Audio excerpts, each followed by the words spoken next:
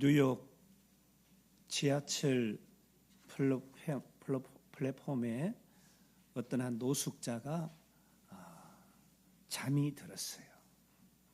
그런데 이분이 잠에서 깨어서 일어나 보니까 이분 주변에 음식도 가득 있고 옷들도 가득 이렇게 쌓여 있는 거예요. 그래서 이분이 내가 중요한 순간에 참 좋은 시간에 잠이 들었구나. 참 감사하다. 여러분, 연말 연시가 되면은 우리가 이웃을 향해서 사랑을 많이 나누잖아요. 이 사랑 나눔도 우리에게 이 실화가 상기도 시켜주고, 또 오늘 말씀의 주제인 깨어있으라, 이 말씀도 우리에게 묵상을 시킵니다. 오늘은 대설이에요. 대설. 그러니까 우리가 잘 아는 농력 24절기인 대설이에요. 이 농력은 이제 주로 우리가 말하는 달의 주기에 따라서 음력으로 이렇게 얘기를 하잖아요. 그래서 우리가 잘 아는 설날이다, 추석이다, 이런 구정이다, 이런 날들을 얘기를 합니다. 근데 이날은 29.5일이에요, 한 달이. 그래서 1년으로 하면은 356일이 나옵니다. 그래서 365일에 모자라기 때문에 이 윤달이라는 것을 넣어서 이 농력을 완성을 해요. 그리고 우리가 잘 아는 이 양력, 태양력, 그레고리력이라고 그러죠. 365일 우리 사회를 운영하고 있는 그런 달력입니다. 오늘은 교회력으로 1년의 첫날 시작하는 날이에요. 교회력으로, 교회력은 절기 중심, 예수님의 생애와 구속사에 맞춘 그런 달이에요. 그러니까 이제 교회력으로는 새 달이에요. 새해예요. 지금 우리는 대림절을 지나고 있습니다. 대림절은 오실 주님을 기다리면서 기대하면 그런 절기입니다.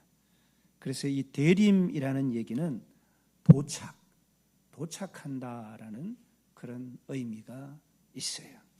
처음 오신 예수님, 2000년 전에, 2025년 전에 이 땅에 오신 예수님의 성탄을 우리가 회상하면서, 그리고 마지막 날 다시 재림의 주님으로 오실 예수님을 기억하면서 우리는 영적으로 준비하고 깨어있는 그런 거룩한 기간이 되어야 하는 것입니다.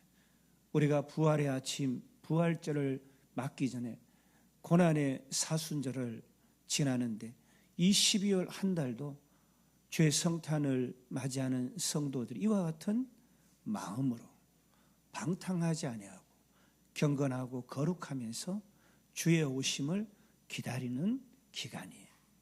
그래서 우리가 대림절을 지나는 이때를 겨울 사순절이다, 이렇게 얘기하기도 합니다. 어둠의 일을 참여하고 청산하고 내가 깨어서 새롭게 되어야 될 부분이 무엇인지 돌아보고 주님의 은혜와 축복, 임재를 기대하면서, 그리고 이웃을 향해서 적극적으로 사랑을 실천하고 행동하는 그런 시기라는 말씀이에요. 여러분, 심각한 질병이나 어려움으로 재앙을 만나서 사망의, 절망의, 멸망의 시기에 도달한 개인의 종말을 맞이하면 그는 이렇게 말합니다. 내게 남은 이 시간 동안 나는 어떻게 살아야 할까? 내 삶을 어떻게 잘 정리해야 할까? 여러분, 우리가 코비드 19 코로나 바이러스도 우리가 경험을 했잖아요. 이런 팬데믹도 경험을 하고 다 잊어버렸어요. 다 잊어버렸어요. 언제 그랬냐는 듯이. 기후변화로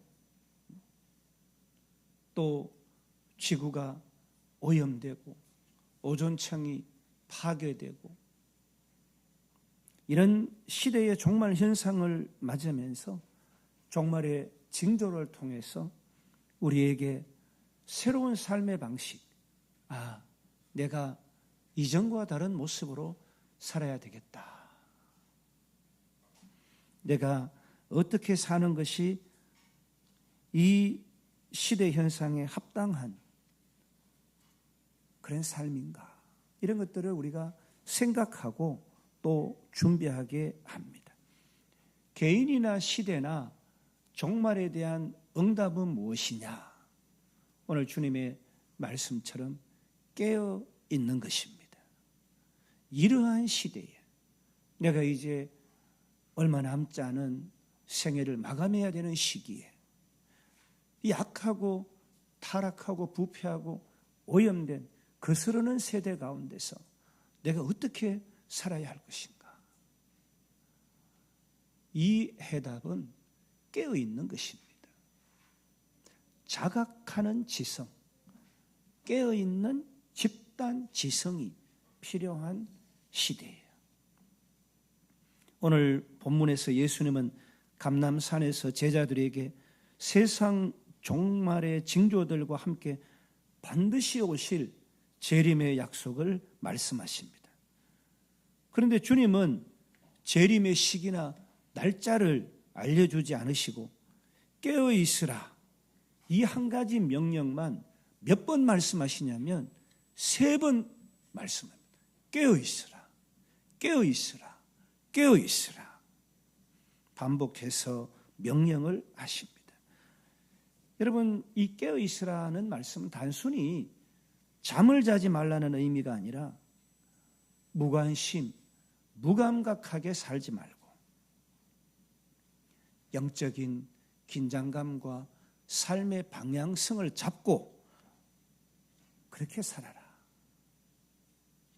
이런 시류에 부하내동하면서 흔들리지 말고 항상심, 일심으로 전진해라. 이렇게 우리에게 말씀하고 있습니다. 그럼 예수님은 왜 우리에게 깨어있으라라고 말씀을 하셨을까요? 주님은 반드시 다시 오실 재림의 주시기 때문에 그분이 내가 반드시 다시 온다. 그렇기 때문에 너희는 깨어있으라. 이렇게 말씀하신 것입니다. 오늘 본문 26절에 인자가 큰 권능과 영광으로 구름을 타고 오시리라. 예수님의 재림은 어떤 상징이나 소망이 아니라 실제 사건입니다. 예수님의 초림, 예수님의 성탄이, 그 초림이 역사적 사실이었다면 재림 또한 역사 속에서 실제로 일어날 가장 확실한 미래인 것입니다. 그러므로 깨어있는 삶은 종말을 두려워하는 두려움의 삶이 아니라 소망으로 준비하는 삶이에요. 예수님은 그날이 언제일지 알 수 없기 때문에 너희는 깨어있으라 라고 말씀하신 것입니다. 그날과 그 때는 아무도 모른다. 여러분, 우리가 죽음을 내가 몇 월 며칠 날 몇 시에 죽는다 알 수 있는 자가 없잖아요. 우리는 날짜를 계산하면서 사는 것이 아니라 언제라도 주님을 맞을 수 있는, 만날 수 있는 그런 삶을 살아야 합니다. 문제는 종말이 아니라 준비되지 않은 영혼이 문제인 것입니다. 신앙의 잠은 영적 위험을 불러오기 때문에 주님은 깨어 있으라라고 말씀하셨어요. 잠든 사람은 분별하지 못하잖아요. 영적 유혹의 무방비 상태가 되는 것입니다. 예배가 형식이 되고 기도가 중단되고 말씀을 잃어버리면 세상의 가치와 쾌락과 세상의 물질의 종노릇하는 자리에 서게 됩니다. 일평생 수고해도 건지는 것이 아무것도 없는 그런 삶을 살게 되는 거예요. 깨어 있다는 것은요, 깨어 있잖아요. 영적으로 집중하고 경건에 훈련하는 삶이 되는 것입니다. 우리는 어떻게 깨어 있어야 될까요? 사랑하는 여러분, 말씀과 기도로 깨어 있어야 합니다. 영적인 이 잠은 말씀이 약할 때 시작되는 거예요. 여러분, 마음이 중심이 온전치 못하고 약하고 흔들리면 어떻게 돼요? 삶이 고단해지고 포기하게 되는 거예요. 기도가 끊어지고 예배가 가벼워지면은요, 이미 잠든 상태인 것입니다. 우리는 사명을 감당하면서 깨어 있어야 합니다. 여러분, 우리는 청지기, 문지기예요. 종은 주인이 올 때를 기다려야 되는 것입니다. 예수님께서도 종은 맡은 일을 하다가 주인을 맞이해야 한다라고 말씀하셨잖아요. 깨어있는 신앙은 단순한 기다림이 아니라 행동하는 기다림이에요. 교회도 섬기고 선교도 하고 봉사도 하고 구제도 하고 이런 삶이 깨어있는 삶이에요. 거룩한 삶의 긴장감을 유지해야 합니다. 세상은 계속 우리를 편안함, 쾌락으로 빠지게 합니다. 그러나 믿음은 영적 경계심을 잃지 않게 합니다. 행복만을 추구하는 삶. 그러면 어떻게 돼요? 모든 관계를 정리하고 혼자 사는 삶이 되는 거예요. 책임이 없고 의무가 없고 개인의 도덕심이 사라지고 사회 윤리가 망각되어지게 되는 것입니다.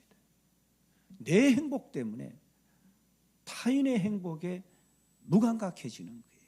이게 나만 잘 되면 되기 때문에 타인의 삶에 관심이 없는 거예요. 예수님은 오늘 밤에 오신다, 이렇게 우리에게 말씀하세요.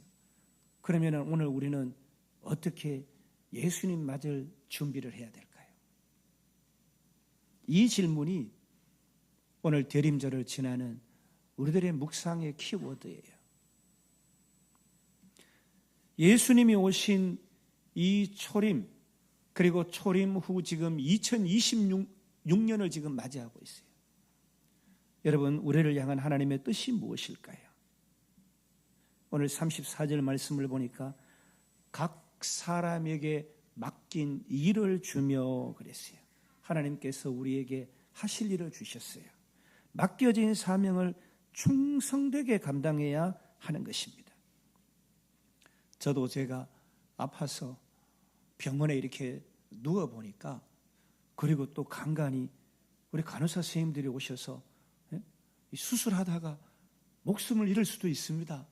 여기에 동의하세요, 사인하라고 그럴 때마다 해야 할 일이 있는데, 못다한 일이 있는데, 못다한 말이 있는데, 그런 생각을 했습니다. 주님은 재림까지 사명을 우리에게 맡기셨어요. 가정을 향한 사명, 자녀를 향한 사명, 교회를 향한 사명, 일터를 향한, 이웃과 세상을 향한 사명. 여러분, 재림 신앙은요, 도피가 아니라 책임과 충성이에요. 맡겨주신 일에 최선을 다하는 삶. 우리는 믿음의 등불을 꺼트리지 말아야 합니다. 마태복음 25장의 열처녀 비유처럼 기름을 준비한 슬기로운 신부처럼 깊이 준비된 신앙이 우리에게 있어야 하는 것입니다. 그래서 기도의 등불, 말씀의 등불, 거룩한 삶의 등불, 깨어있는 사람은 신앙을 실천하는 사람입니다. 우리는 세상 속에서 복음을 전하며 주님 오시는 날을 기다리고 맞이해야 하는 것입니다. 초림은 구원의 초청이에요. 재림은 구원의 완성이에요. 오늘 우리가 이 땅을 지나는 것은 구원으로 인도함 받는 성도의 구원의 견인의 삶을 살아드리고 있는 것입니다. 그 사이에 사는 우리는 너희는 세상의 빛이다. 여러분, 우리는 빛이 되어라가 아니라 이미 빛된 존재예요. 그러므로 어둠을 향해서 우리가 나아갈 때에 어둠은 물러가고 떠나가게 되는 것입니다. 재림을 기다리며 재림을 맞이하며 재림을 소망하며 사는 가장 성경적인 방법은 복음을 전하고 예수님의 최후의 명령에 순종하며 사는 삶이에요. 우리가 다 잃어버려도 전해라 라고 하신 이 말씀에 순종하며 살아야 되는 것입니다. 가실 때에 전하고 살아라 이렇게 말씀하시니가 다시 오시면 무엇을 전했냐, 누구에게 전했냐 묻지 않으시겠어요?